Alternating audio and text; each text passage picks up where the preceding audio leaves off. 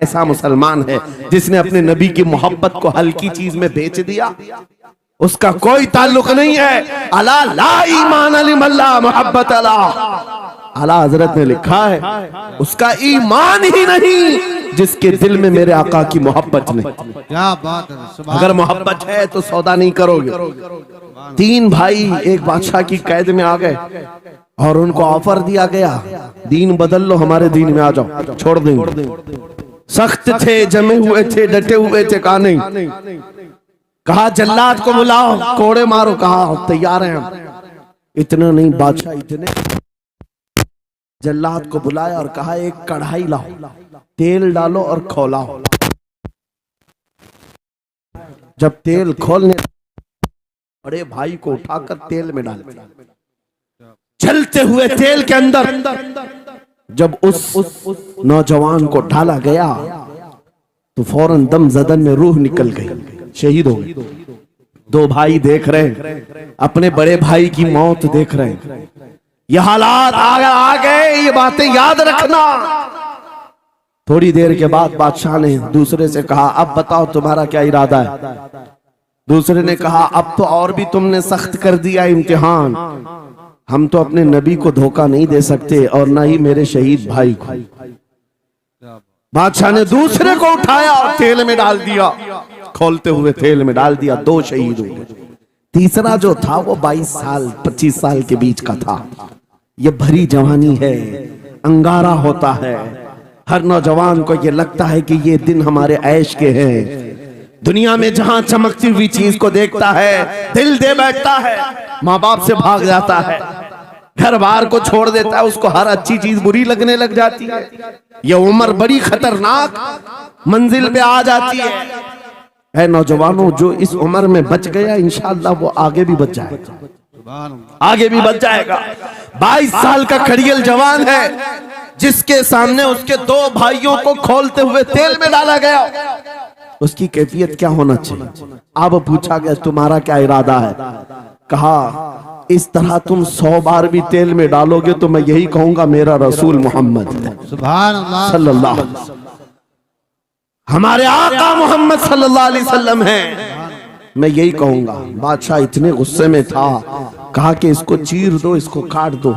वजीर था बादशाह का चालाक, उसने कहा इसको कत्ल कर देने, मार देने से कुछ होगा नहीं, मुझे 1 महीने का टाइम दे, इसको चेंज करके लेके आऊंगा, अगर नहीं लाया तो मेरी जिंदगी दांव पे लग जाए। बादशाह ने कहा ले जाओ, 1 महीने का टाइम है, इसको बदल करके लाओ। वजह यह थी कि उस वजीर के घर में बड़ी खूबसूरत लड़की थी जिसके रिश्ते के लिए बड़े बड़े बादशाहों के शहजादों के पैगामात आते थे। वजीर ऐसा था कि इस एक नौजवान पर अपनी पूरी मेहनत सर्व करना चाहता था। घर लाया, कमरे में रखा, अच्छी ग़िज़ाएं दी, कहा मैं तुझे मारना नहीं चाहता, कुछ नहीं, तू अपनी जिंदगी में मस्त रह। उस नौजवान ने कहा ठीक है। उसके बाद अपनी बेटी को लगा दिया, ए बेटी तेरे पास तेरे बाप को बचाने के लिए एक ही काम है, इस जवान का दिल जीत करके ले आ, बादशाह से जो चाहे तुझे दिला दूंगा। उस लड़की ने कहा ये तो चुटकी का काम है मेरा। जिसके पास हुस्न होता है उसे ऐसा लगता है हर किसी को अपने दामे फरेब में फंसाएगी। इतना आसान नहीं है, हर कोई लट्टू नहीं होता। रात को जब ये लड़की आती, नौजवान मुसल्ला बिछाता, सजदे में चला जाता और वो खड़ी रहती, बैठी रहती, खड़ी होती, बैठी होती, रात गुजर जाती, वो ओंग ओंग कर चले जाती। कितने दिन हो गए, रोजाना वो बात तक नहीं करता, सर तक नहीं उठाता, उसका सजदा लंबा ही होता चला जाए। जब वो चली जाए सजदे से उठ जाए। महीना गुजरने को आया, तंग आ गई, कहा उस जवान को, ए नौजवान, ए पत्थर दिल के लड़के, जरा उठकर एक बार मुझे देख तो ले। मेरे हुस्न को देखने के लिए बादशाहों के शहजादे बेचैन रहते हैं, बड़े बड़ी जगहों से मेरे निकाह के पैगामात आते हैं, मगर मेरे बाप की इज्जत की सलामती के लिए मैं तेरे साथ लगी हूँ। क्या बात है, तुझे गुरूर कितना है, मुझे देखता क्यों नहीं? नौजवान ने सर उठाए बगैर कहा, बस तू अपने मकसद में कामयाब नहीं हो सकती, वापस चली जा। इसलिए कि इन आंखों में एक ही हुस्न बस रहा है, वो आमिना के लाल का हुस्न है। क्या बात है भाई, नारे तकबीर। बस वो एक हुस्न बसा हुआ है बहुत और उस हुस्न को धोखा नहीं दिया जा सकता। सुभान अल्लाह, वो खातून के दिल में, उस लड़की के दिल में ऐसी हैबत तारी हो गई, ऐसी हैबत तारी हो गई, कपकपाने लग गई और खड़ी होकर कहने लगी, मैं दिल से गवाही देती हूँ कि तू भी सच्चा है, तेरा दीन भी सच्चा। सुभान अल्लाह, सुभान अल्लाह। उठ जा, मुझे आजाद कर इस तमाम वाहियात जिंदगी से, मैं तेरे साथ आने को तैयार हूँ, तेरे दीन में भी और तेरे निकाह में भी।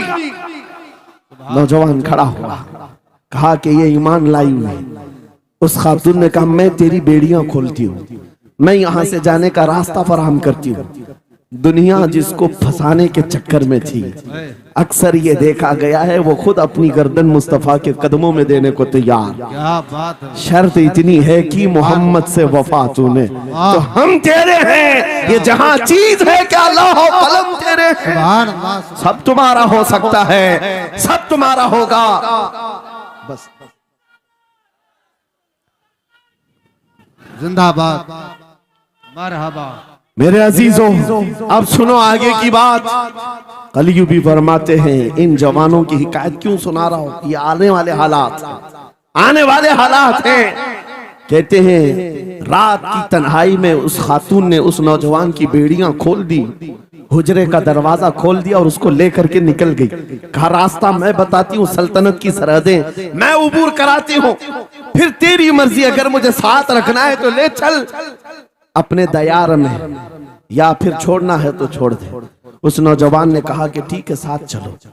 रात के वक्त ये दोनों तन्हा साथ चल रहे थे। ये भागे हुए लोग नहीं है, ये ईमान पर इस्तिकामत वाले लोग, सुभान, ये हुस्न पर फिदा होने वाले लोग नहीं। रात के वक्त जब चल रहे थे, आधी रात गुजरी हुई थी, अचानक घोड़ों के दौड़ने की आवाज आई। बहुत अहम बात कर रहा हूं, घोड़ों के टाप की आवाजें आने लग गई। अब ये दोनों डर करके एक दरख्त के पीछे छुप गए।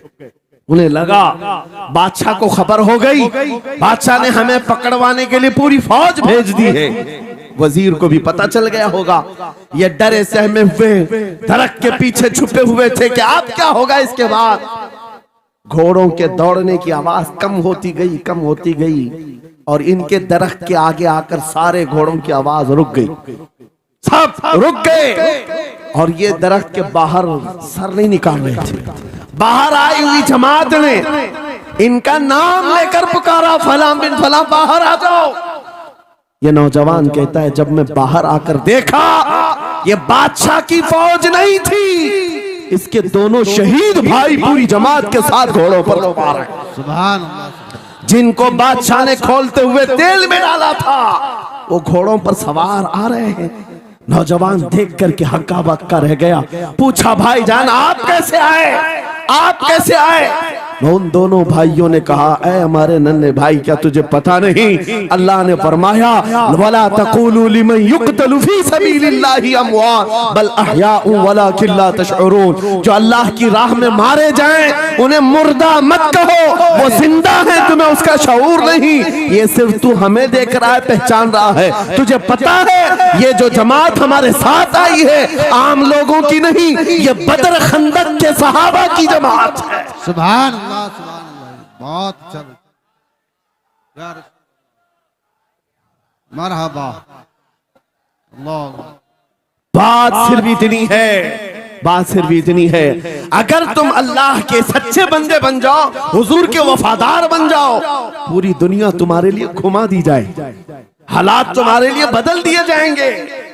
थोड़े दिनों की बात है, इसीलिए इकबाल ने कहा था, सच्ची बात है नौजवानों, मेरा पैगाम ये है, अगर सुनना है तो सिर्फ इतना है, कुफ्र दम तोड़ देगा टूटी हुई शमशीर के साथ, कुफ्र दम तोड़ देगा टूटी हुई शमशीर के साथ। घर तुम निकल आ जाओ एक बार नारे तकबीर के साथ। नारे तकबीर, नारे रिसालत, नारे गौसियत, लब्बैक या रसूल अल्लाह। लब्बैक या रसूल अल्लाह, नारे तकबीर।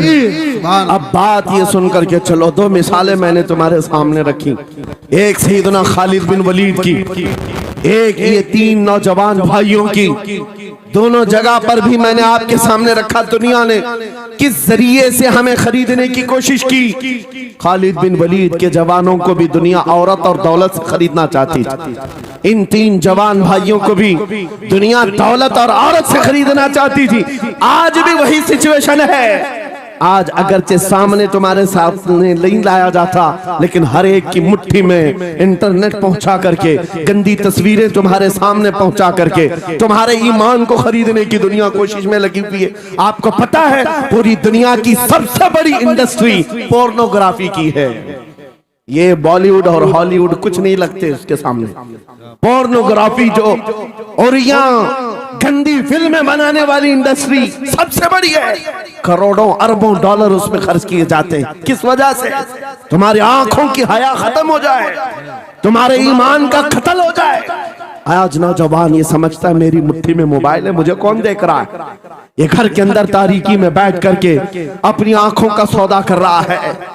इन और यहाँ तस्वीरों को तुम अपनी उंगलियों के पोर से हिला हिला करके देख रहे हो। एक बात याद रखना, हो सकता है तुम्हारी माँ से पोशीदा है, तुम्हारे बाप से छुपी हुई हरकत है, तुम्हारे भाई और दोस्तों से छुपी हुई हरकत है। कुरान कहता है यअलमु खाइनतल अयुनि वमा तुख्फी सुदूर, वो अल्लाह है जो तुम्हारी आंखों की खयानत को देख रहा है, तुम्हारे दिलों में छुपे हुए हालात को भी वो जानता है। इसलिए याद रखना, आज हमारी की हुई हरकतों के लिए मेरा मौला फरमाता है फमन यअमल मिस्काल ज़र्रतिन खैरन यरा वमन यअमल मिस्काल ज़र्रतिन शर्रन यरा। जो एक राई के दाने के बराबर भी नेकी करेगा, क़यामत के दिन वो भी दिखाया जाएगा, और एक राई के दाने के बराबर बुराई करेगा वो भी दिखाया जाएगा। लुक़मान हकीम ने अपने बेटे को ये नसीहत की थी, या बुनय्या इन्नहा इन तकु मिस्काल हब्बतिन मिन खरदलिन फतकुन फी सखरतिन औ फी समावात औ फिल अर्द याति अल्लाह। लुक़मान हकीम उनका नाम है जिनका जिक्र कुरान में आया है। अगरचे नबी नहीं है, लेकिन अपने बेटे को क्या नसीहत किया था, बेटा अगर तू बुराई करेगा, चाहे पहाड़ की चट्टान में अंदर जाकर या आसमानों में जाकर या जमीन में अंदर जाकर, कहते कहीं जाकर कर ले, याति बिह अल्लाह, अल्लाह वो तेरे सामने लाएगा, अल्लाह तेरे सामने लाएगा। क़यामत के दिन बेआबरू होना हो, जलील और रसवा होना हो, तो फिर आपकी मर्जी। इदा लम तस्तही फस्ना मा शि'त, जब तुम्हारी हया निकल जाए तो तुम जो चाहो कर लो, और अगर ईमान की हया बाकी है तुम्हारे हाथ पैर कांपने चाहिए, तुम्हारे हाथों में कपकपी आ जाए मैं क्या करने जा रहा हूं। ऐ नौजवानों, आज वही सिचुएशन दोबारा आई है। तुम्हारी आंखों को खरीदने के लिए करोड़ों डॉलर लगाए गए। तुम्हें एक बात याद है, बरेली से बड़े करीब रहते हो, ये आला हजरत का इलाका है ना, आला हजरत वाले लोग हैं।